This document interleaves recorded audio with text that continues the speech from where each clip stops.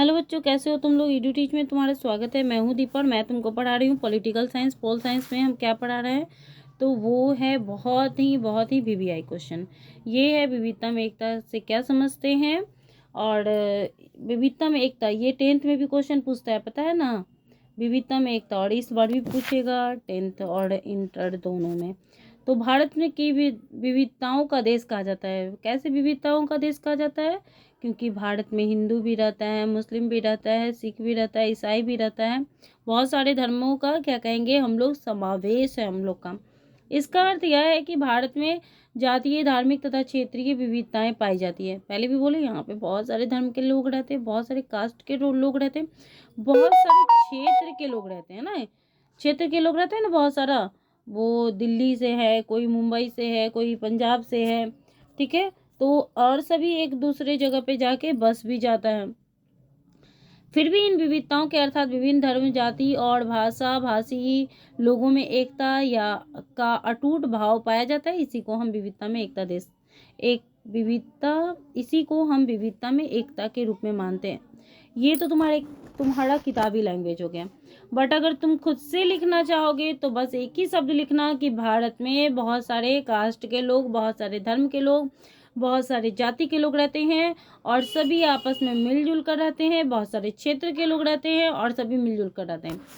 यह हो गया विविधता में एकता, ठीक है। थोड़ा सा बुक का, थोड़ा सा माइंड का यूज़ करोगे ना, तो रिजल्ट जो है बहुत अच्छा नहीं, बल्कि तुम्हारा 80 और 90% आएगा। क्योंकि 80 और 90% लाना कौन लाएगा, आदमी ही लाएगा ना। बहुत अच्छा मार्क्स आता है। इस बार मेरा एक स्टूडेंट है जो 85% लाया है। बड़ा खुशी होता है हमको उसको देख के। तो हरित क्रांति से आप क्या समझते हैं? हरित क्रांति अब एकदम सिंपल है कि जब हमारा देश आज़ाद हुआ तो सबसे ज़्यादा प्रॉब्लम क्या था भारत में? भारत में सबसे ज़्यादा प्रॉब्लम जो था वो था खाद्यान्नों की कमी, है ना। क्या चीज़ की कमी थी? खाद्यान्न। खाद्यान्न मतलब खाने का जो भोजन होता है ना, वही। तो इसके लिए क्या किया गया, तो तुमको पता है कि पंचवर्षीय योजना वगैरह हुआ था। नहीं पढ़े हो तो फिर उसका भी वीडियो डाल देंगे, तुम लोग देख लेना। हरित क्रांति खाद्य उत्पादन को बढ़ावा देने के लिए भारत सरकार द्वारा प्रयुक्त की गई नई तकनीक थी। पहले भी बताया कि जब देश आज़ाद हुआ था उस समय सबसे ज़्यादा प्रॉब्लम था वो था खाद्यान्न की कमी। और खाद्यान्नों की कमी की पूर्ति के लिए क्या चलाया गया, तो हरित क्रांति, मतलब खाद्यान्नों के उत्पादन में वृद्धि करना था, जिसके अंतर्गत अपने देश की कृषि में आधुनिक विकास के लिए मुख्यतः नए कीटनाशक और रासायनिक उर्वरकों का प्रयोग करना हो गया। इसमें क्या क्या चीज़ का प्रयोग किया जाएगा, तो नए कीटनाशक और नए उर्वरकों का तथा सुनिश्चित पूर्ति की अवस्थाओं एवं उपकरणों के प्रयोग के परिणाम स्वरूप अनाजों के उत्पादन में वृद्धि हुई।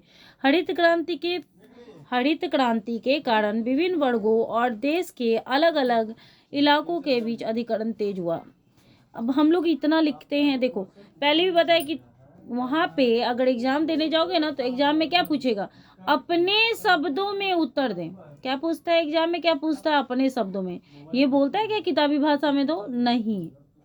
तो थोड़ा सा जो अभी हम पढ़ा रहे हैं उसको थोड़ा सा माइंड का यूज करो, थोड़ा सा मेरा सुना हुआ और क्या करो, और जो लैंग्वेज है उसको सबको मिला के एक नया तरीका से अपना नोट्स तैयार करो।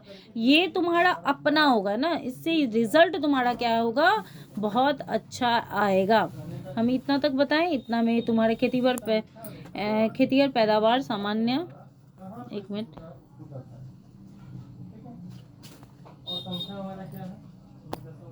तो क्या हुआ, खेतीहर पैदावार के सामान्य किस्म का इजाफा हुआ। इसे पंजाब, हरियाणा, यूपी जैसे राज्यों को प्रभावित किया। इससे क्या हो गया, पंजाब, हरियाणा जैसे यूपी राज्यों को क्या हुआ कि प्रभावित किया, ठीक है।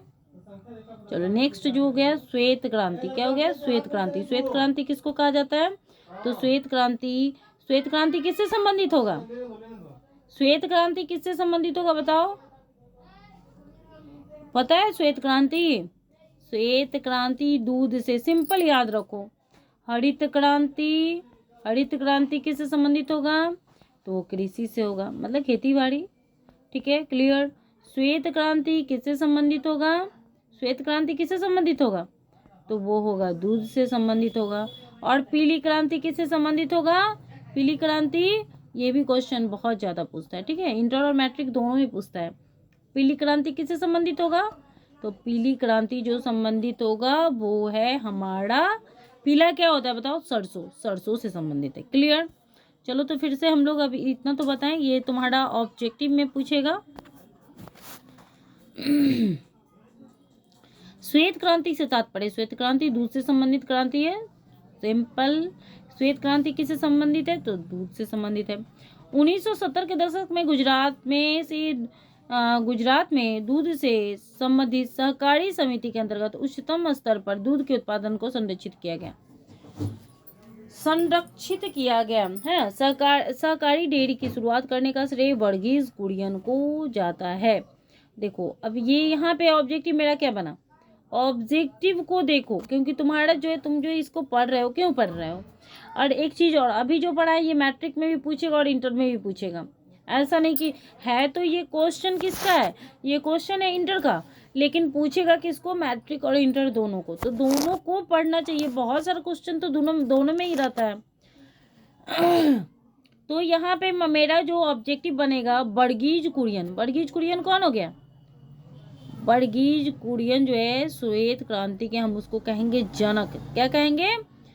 श्वेत क्रांति के जनक। इसको ऑपरेशन फ्लड भी कहा जाता है। उसने दूध उत्पादन का एक सहकारी संघ स्थापित किया था। इससे 25 लाख से अधिक दूध उत्पादक जुड़े हैं। यह एक ग्रामीण विकास कार्यक्रम के रूप में आरंभ हुआ था ना। सुधा डेयरी वगैरह है ना, वही सब। इस संघ को राष्ट्रव्यापी दूध उत्पादन तथा विपणन के यंत्र से जोड़ा गया। यह दूध उत्पादन का एक सहकारी संघ है जो दूध उत्पादन से संबंधित रोजगार की भी व्यवस्था करता है। अब देखो श्वेत क्रांति हो गया तो क्या हो गया? एक ये वर्गीज कुरियन के द्वारा शुरुआत किया गया था। इसमें जो है 25 लाख से अधिक दूध उत्पादक जुड़े हुए हैं। तो जो 25 लाख जो लोग जुड़े हुए हैं उसके लिए ये क्या हो गया? व्यवसाय हो गया, रोजगार हो गया। ठीक है। अगर मेरे चैनल पर नए हो ना तो सब्सक्राइब कर लेना, लाइक कर देना, कमेंट कर देना। Thank you.